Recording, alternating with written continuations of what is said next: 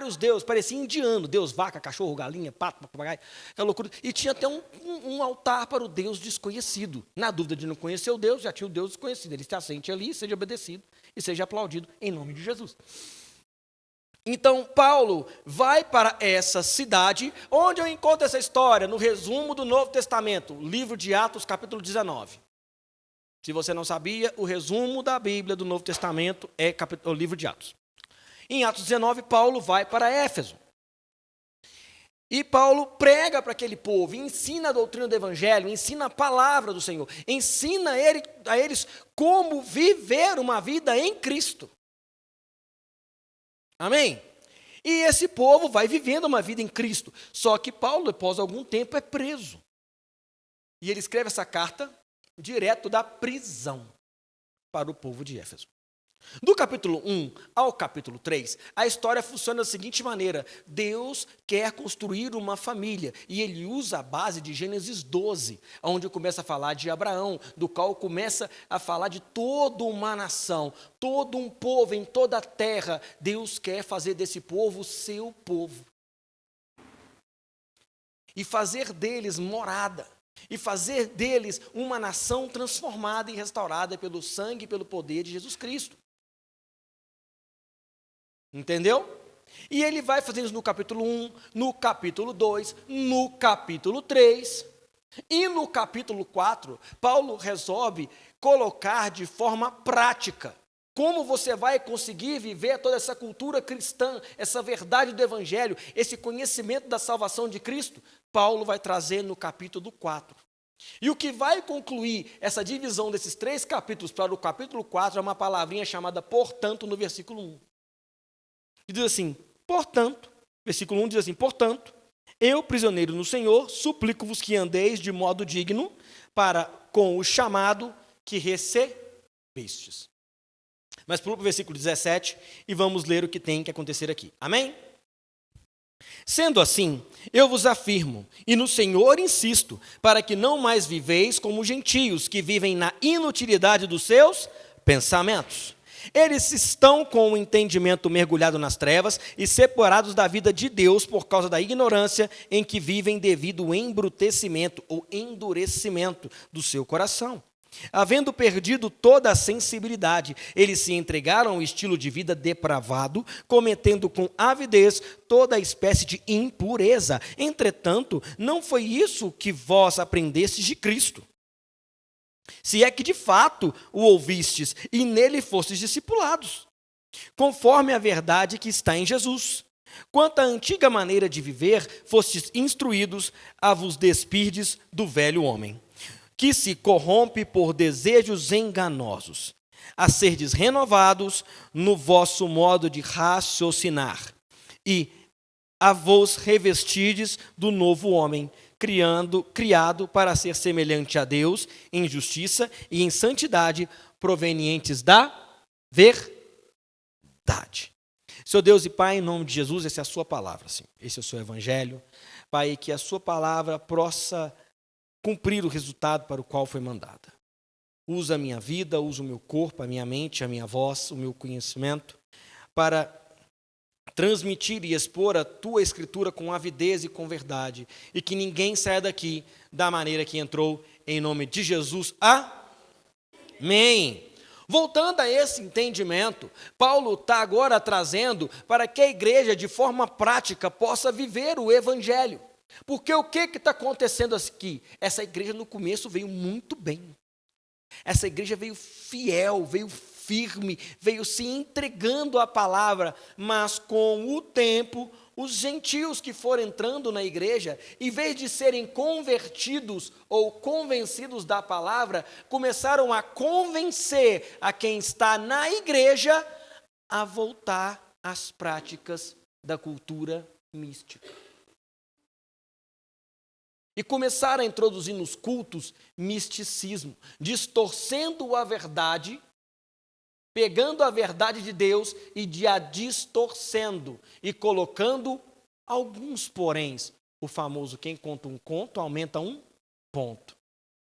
E isso foi acontecendo na igreja. Então Paulo manda esta carta para que a igreja pare de viver aquilo que a Bíblia não diz, para que a igreja pare de fazer aquilo que a palavra não entrega. Ok? O que foi acontecendo? As pessoas foram vivendo o evangelho e foram perdendo o foco, assim como Eva no Éden perdeu o foco. Como assim Eva perdeu o foco, Digão? Perdeu. Eva estava no Éden. No Éden tinha o quê? Tinha papagaio? Tinha. Tinha gato? Tinha. Tinha cachorro? Tinha. Tinha pé de uva? Tinha. Tinha pé de cereja? Tinha. Tinha pé de laranja? Tinha. Tinha pé de amora, carambola, melancia, mamão, batata doce, batata inglesa, batata barô. Tinha tudo no céu. No Éden. O Satanás falou assim, mas você viu aquela árvore lá? Quem já viu aquela frase assim, não olhe para aquilo e na hora você olhou? Eu vi uma propaganda de uma empresa que eu achei legal.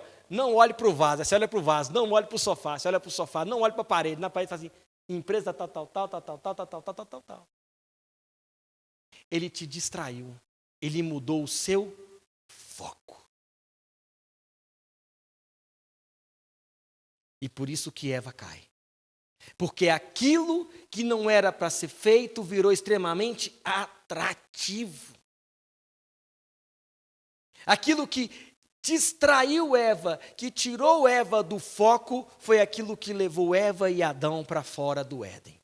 E muitas vezes você está fora da igreja, ou você está vivendo na igreja, longe da palavra de Deus, porque você está distraído. E essa é a melhor arma que C.S. Lewis coloca no livro Cartas de o Diabo ao seu aprendiz. Em que o diabo ensina ao seu aprendiz, seu sobrinho, a como destruir um cristão firme. Como? Vou tirá-lo da igreja? Vou levar ele a fazer isso e aquilo? Não. Eu só vou distrair ele dentro da igreja. Eu vou só deixar ele pensar que ele está convertido, sentado numa cadeira, mas não me vendo nada do evangelho. Isso acontece muito. Eu já vivi isso. Já passei anos na igreja, tocando louvor, pregando, fazendo tudo extremamente desviado. Extremamente longe de Deus. Conhece a palavra? Conheço. Consegue ensinar? Consigo. Consigo. Mas quando olhava e falava assim, e Jesus na sua vida? Quando era você e Jesus Cristo dentro do quarto, a história muda. Quando é você e Deus dentro do culto, a história muda. O foco muda. Então, Paulo traz um alerta, versículo 17. Sendo assim, eu vos afirmo. E no Senhor insiste em quê? Então, volta no versículo 14. O objetivo não é que sejamos mais como crianças, levados de um lado para o outro, pelas ondas teológicas, nem jogados para cá e para lá, por todo o vento de doutrina, e pela malícia de certas pessoas, que induzem os incautos ao erro. Longe disso, seguindo a verdade em amor, cresçamos em tudo naquele que é a cabeça, que é Cristo. Focamos em quem? Cristo. Ouvimos de quem? Cristo. Firmados em Cristo. Dele todo o corpo ajustado e unido pelo auxílio de todas as juntas, cresce, edifica-se a si mesmo em amor, na medida em que cada parte realiza a sua função. Mas aí deixaram os gentios entrar, continuando o versículo. No Senhor insisto, para que não mais viveis como gentios que vivem na inutilidade dos seus pensamentos, que vivem distraídos, que vivem sendo enganados, que vivem de dopamina. Quanto tempo isso aqui rouba do seu dia? Quantas vezes isso aqui roubou seu tempo com Deus? Se eu abrir seu celular agora, quem tem aplicativo de Bíblia no celular? Se eu abrir seu celular agora e olhar o tempo gasto no seu aplicativo de Bíblia e no seu Instagram, o que eu vou achar?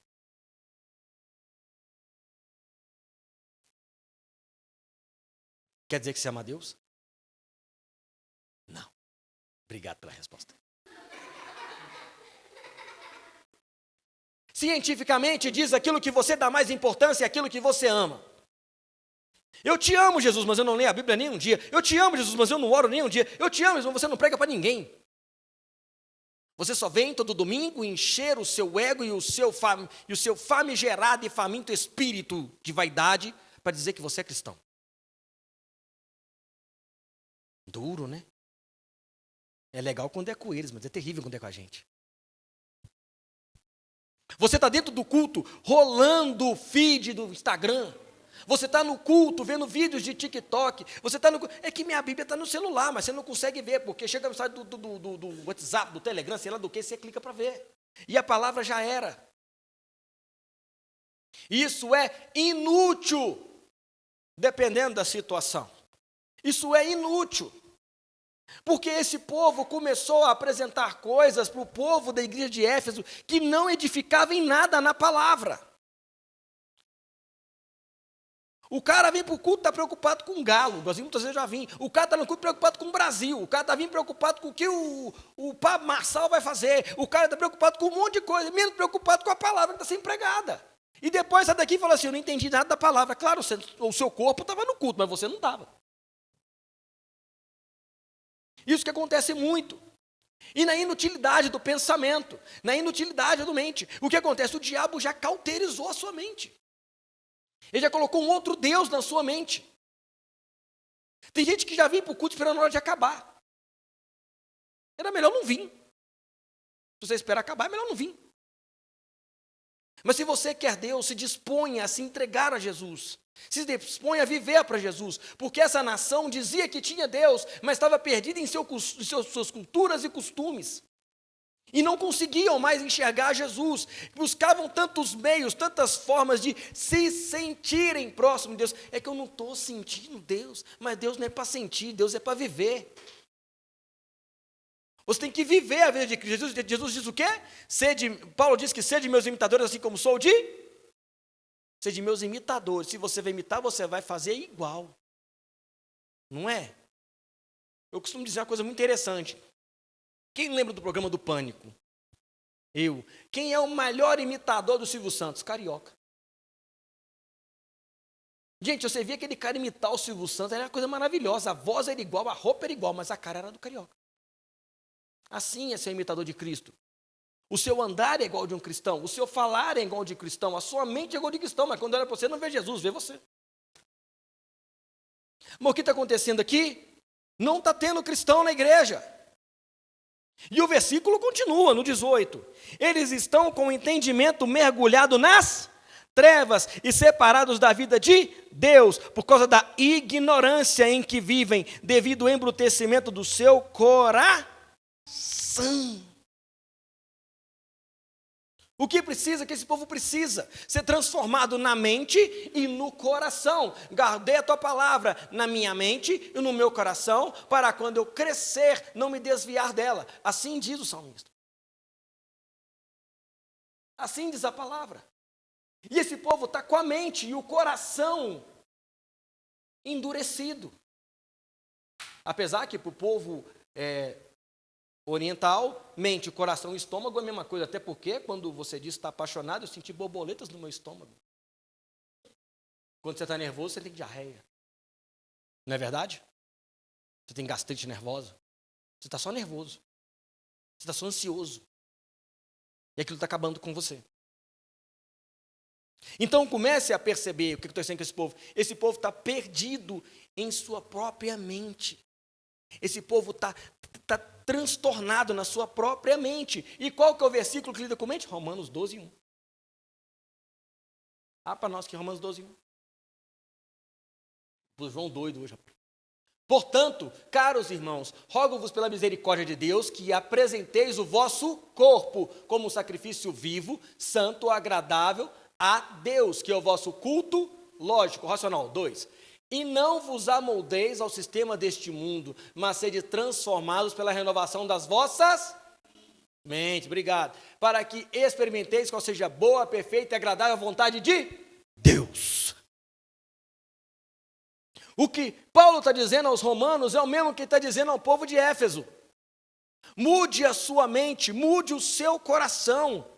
Pare de pensar essas culturas que estão vivendo. Transforme a sua mente perdida, cauterizada, distraída em algo de instrumento e ferramenta para Deus. Por isso que muitas vezes você está rodando em círculo no mesmo problema. Porque você está vivendo a sua vontade, você está buscando os seus desejos, está buscando a sua forma de viver e não a vontade do Senhor. Esse é que é o problema. Você está preocupado com o que o seu influencer fabuloso do YouTube está falando. Você está preocupado com o que o pregador famoso do YouTube está falando. Você está preocupado com o que o pastor da igreja está falando. Está preocupado se a irmãzinha da igreja está olhando para você. Está preocupado se o seu patrão, se o seu colega do serviço, se o seu cachorro, se o papagaio, se o periquito, se vai fazer frio, se vai fazer sol. Se preocupe com a vontade de Deus, que ela é boa, perfeita e agradável para a sua vida. Se preocupe com isso. O Senhor já escreveu todos os dias da sua vida, desde quando nasceu. Assim ele falou para Jeremias: antes de formares no ventre, eu te conheci, eu te escolhi, te santifiquei e para nações te dei por profeta. O Senhor, antes de você nascer, Ele já sabe o que você precisa. Não se deixe ser enganado. Não se deixe ser titubeado pelas armadilhas de Satanás. E com isso, C.S. Lewis vai dizer uma coisa muito interessante. O modo de vida pagão que cerca é mortal, mas não é possível alterar o comportamento sem mudar a mente. E a mente pagã, a mente dos gentios diz: ele é tola. O entendimento o entendimento é obscurecido e a ignorância profunda.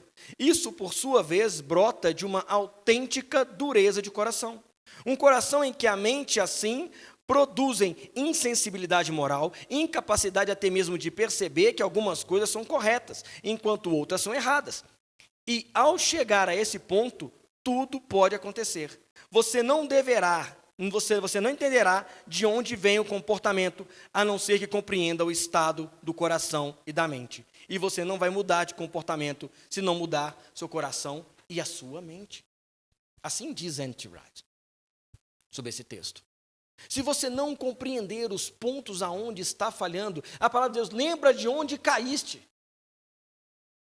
Quem estava aqui na pregação sobre a igreja de Laodiceia?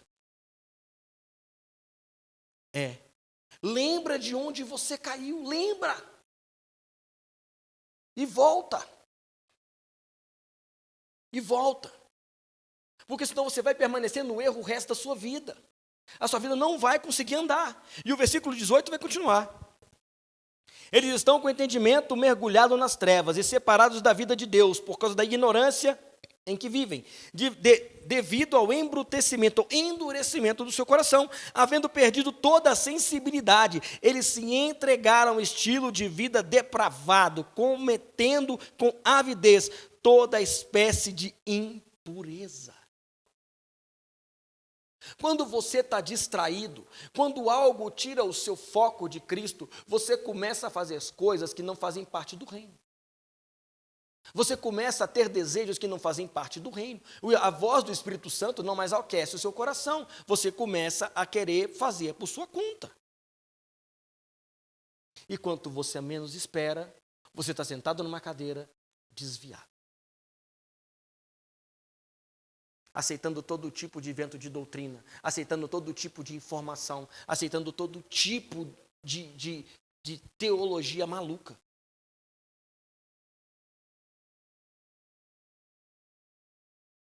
Nossa, que silêncio, vocês estão com medo? Teve um senhor de manhã que falou assim: eu desliguei meu celular, você estava me xingando. Eu falei: não, está só pregando. E isso acontece muito, meu querido. Muito. Porque no desejo do nosso... a gente vive. Nós temos em nosso coração um desejo pecaminoso. Pecaminoso. Se deixar você conduzir a sua vida só por si mesmo, você vai pecar uma hora. Você vai largar Jesus. Não vou não, toma para mim. Romanos 1:21, fazendo favor. Não vai largar não? Vamos ver se você não vai largar mesmo. Desses 25 anos de ministério, eu já vi muita coisa desse tipo. Diz assim: porquanto Porquanto, mesmo havendo conhecido a Deus, não glorificaram como Deus, nem lhe renderam graças. Ao contrário, seus pensamentos passaram a ser como levianos, como imprudentes, e o coração insensato deles tornou-se em trevas. 22. E proclamando-se a si mesmos como sábios, perderam completamente o bom senso. 23. E trocaram a glória de Deus imortal por imagens confeccionadas, conforme a semelhança do ser humano mortal, bem como pássaros, quadrúpedes e répteis. Começaram a achar deuses para si mesmos. Digam, mas eu não adoro Deus nenhum, em casa não tem Deus. Talvez seu Deus é seu carro. Talvez seu Deus é sua casa. Talvez seu Deus é o seu dinheiro. Talvez é o seu marido, talvez sua esposa, talvez seus filhos. Talvez tudo está na frente de Deus. E você pergunta, por que Deus não age na minha vida? Está tudo na frente dele, até chegar a senha dele, já passou muita coisa. Acontece muito disso nos dias de hoje. Você vai absorvendo o evangelho. Eu venho quarta-feira e ouço o estudo bíblico. Eu venho no GC e ouço a palavra do líder. Eu venho domingo e ouço o evangelho. Você está tão cheio que você acha que agora você já virou um super crente. Deixa eu só te lembrar, nos filmes da Marvel, o super-herói morre também, viu? Num monte. Num monte. O Superman já morreu, Batman já morreu, o Homem de Ferro já morreu. Morreu feio, vai voltar malvado agora. Não ouviu Jesus, ele ficou louco. E as coisas vão se perdendo. Você vai se achando um super crente, você vai achando, não tem problema eu viver isso aqui, não tem problema eu passar por isso aqui, não tem problema eu ter um tiquinho disso aqui. Tem sim. Se você não tomar cuidado da vida cristã que você está vivendo, uma hora você vai se encontrar perdido num monte de ideologia que não é nada de Deus. E Paulo vai chamando a atenção do povo, ele vai trazendo o povo para si, e ele vai recobrar a mente daquela pessoa. Diz assim, entretanto, não foi isso que você aprendestes de Cristo, não foi isso que você aprendeu de Jesus. Eu estive aqui com vocês, eu ensinei a vocês o evangelho, eu ensinei a vocês a palavra, ensinei a vocês como viver. Por que vocês estão vivendo isso? Se é que de fato ouvistes e nele fostes discipulados, conforme a verdade que está em Jesus. Quanto à antiga maneira de viver, fostes instruídos a vos despirdes do velho que se corrompe por desejos enganosos. Quem que é o velho homem? Adão. Não é não? É. Porque se o pecado veio por Adão, então Adão é o velho homem. Você vive a vida adâmica. Depois que Cristo entra na sua vida e você larga o pecado, porque deixo as coisas para trás, fico e prossigo para o alvo que é Jesus. As coisas se passaram, já foram. E eu olho para Jesus, e eu vou cantar a música do Fernandinho. Vou avançar, eu vou vencer, ninguém vai me deter, meu alvo é Cristo. Só que você está míope.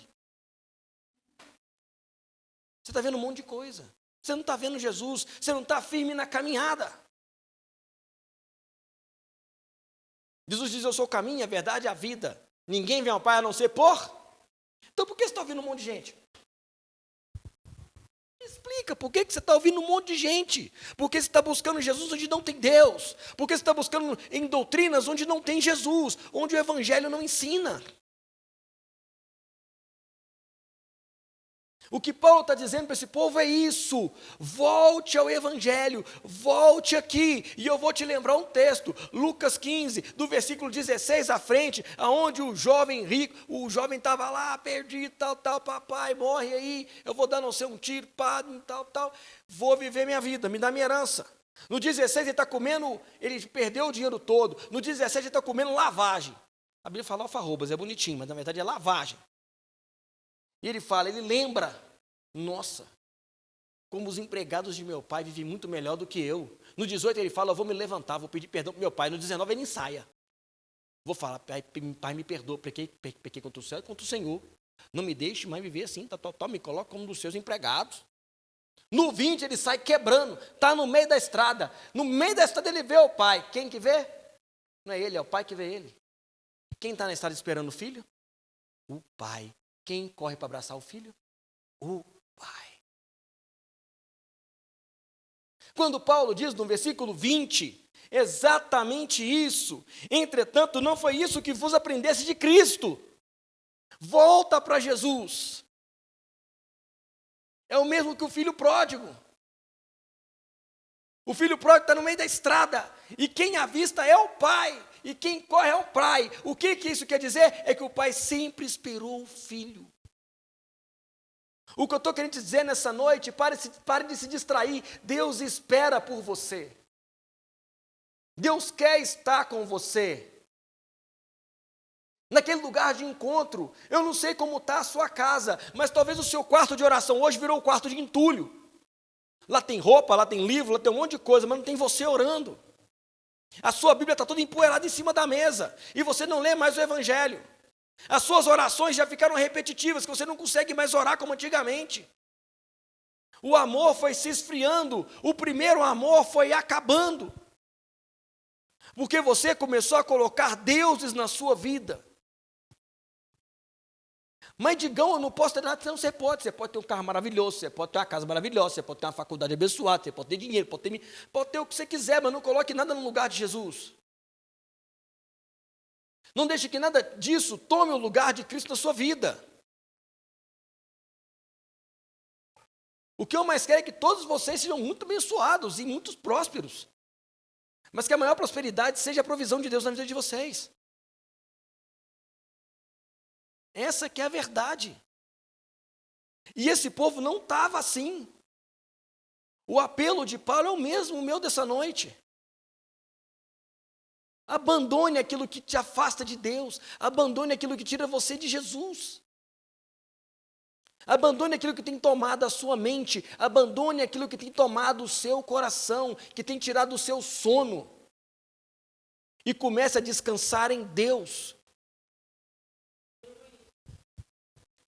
E o versículo 23 continua: a serdes renovados no vosso modo de raciocinar e vos revestides do novo homem, criado para ser semelhante a Deus. Isso aqui está dizendo de batismo, de transformação, de mudança de vida. Talvez você desceu as águas há muito tempo atrás, mas até hoje você não se converteu. O que Paulo está pregando aqui é para crente, gente. Paulo está instruindo uma igreja, com um ministro, com um pastor, com um diácono, está todo mundo lá dizendo que é cristão, todo domingo, batendo cartão, indo no culto, tocando, pregando, tudo normal. Só que virou protocolo. Há quanto tempo você vem no culto e fica dando nota para a pregação? Há quanto tempo você vem no culto e fala, ai, que louvor... Louvor não foi aquilo que eu esperava. Que bom que não foi bom para você, porque o louvor é para Deus, não é para você. O louvor é para Jesus. A pregação do Evangelho é para que Cristo seja engrandecido. E não é para o seu ego ser massageado. Esse povo estava perdido em vaidade, em incredulidade, em viver alheios da verdade, insubmissos. É isso que esse povo estava vivendo. É isso que esse povo estava achando que estava vivendo. E o versículo 24 termina. A vos revestidos do novo homem, criado para ser semelhante a Deus, em justiça, em santidade e provenientes da verdade. E quem que é a verdade? Jesus Cristo. Vem fazer morada, Espírito Santo, mora em mim, o meu coração é o teu lugar, faça morada, eu decidi nunca mais te deixar, faça morada em mim. Convide hoje Jesus a morar no seu coração. que a vontade dele cresça no seu coração. Que a graça do Senhor se manifeste em ti e que você passe a conhecer a verdade de Cristo. Que as pessoas passem a olhar para você e falar assim: olha, esse cara aí é crente, essa moça aí é crente. É um dos melhores elogios que eu tenho toda vez que alguém fala: isso é crente. Eu me sinto um galã de novela. Eu sei que eu sou feio, eu sei que a latinha não ajuda, mas eu casei, o problema é seu. Eu casei, o problema é seu. Não tem a ver com beleza, tem a ver com capacidade. Mas que você possa ser cheio de Cristo. Tá rindo, né, Bárbara? Você é boba demais. Então, N.T. Wright conclui essa passagem de texto assim: então, a questão não é se deixar enganar pelo que a luxúria e a cobiça sussurram em seu ouvido. A mente e o coração é que interessam. Se eles aprendem a reconhecer sussurros enganosos e nomeá-los e rejeitá-los, o primeiro passo vital para uma nova maneira de vida terá sido dado. Vocês devem ser renovados no espírito da sua mente. Esse é o segredo. Se o coração está certo, é hora de a mente se acertar. Então, você terá energia da força de vontade para viver o comportamento, entrar na linha, despir do velho homem e vestir-se como um novo homem. Nessa noite, a única coisa que Deus quer de vocês: foquem em Cristo. Tenham um hiperfoco em Jesus. Não se distraia. Não se distraia. A palavra de Deus diz, Jesus ensina, aquele que está de pé, vigie para que não. Quem ensinou isso? Jesus Cristo. Jesus ensinou isso. Aquele que está de pé, vigie para que não caia. Que você possa ser transformado pela graça do Senhor, possa ser conduzido por Jesus. E toca o microfone que você tem falando aqui. Ei.